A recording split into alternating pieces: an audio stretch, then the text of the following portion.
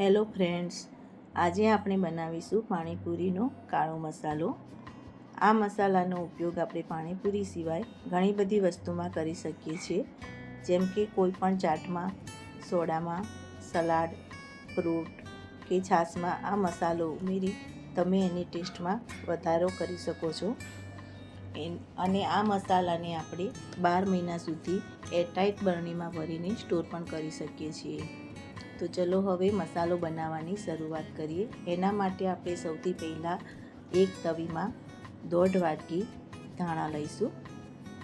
આ ધાણાને આપણે ધીમા તાપે શેકવાના છે અને ધાણાને આપણે સતત હલાવતા રહીશું, જેથી બધી બાજુથી એક સરખા શેકાઈ જાય. ધાણા શેકતી વખતે તમારે ગેસ ફૂલ નથી કરવાનો, ગેસ ધીમો જ રાખવાનો છે અને ધીમા તાપે જ આપણે આ ધાણાને સરસ શેકવાના છે.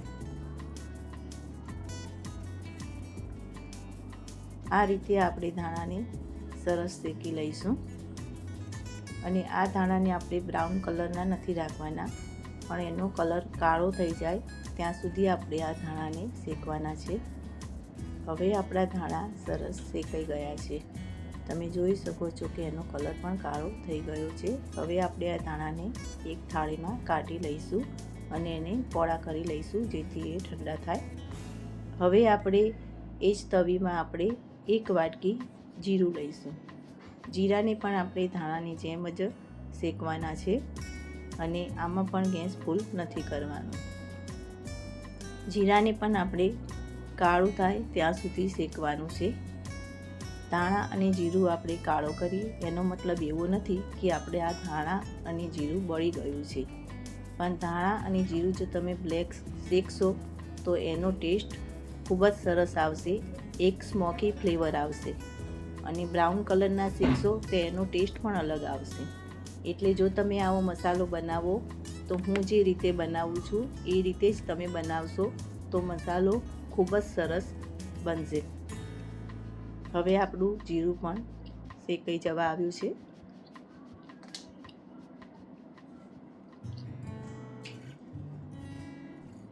આપણું સરસ જીરું શેકાઈ ગયું છે. તમે જોઈ શકો છો જીરાનો કલર પણ બ્લેક થઈ ગયો છે.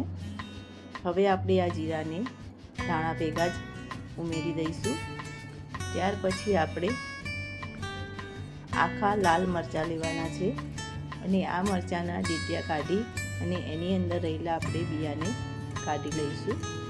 અને મરચાંને આપણે રોસ્ટ કરવાના છે.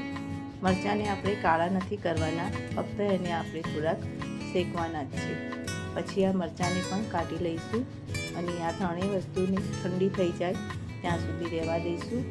અને ઠંડુ થઈ જાય પછી એક મિક્સર જારમાં આપણે આ ધાણા, જીરું અને મરચાં ઉમેરી દઈશું. ત્યાર પછી એમાં એક મોટી ચમચી આખા મરી અને 1 થી 2 ચમચી જેટલું આપણે સંચળ પાવડર ઉમેરીશું.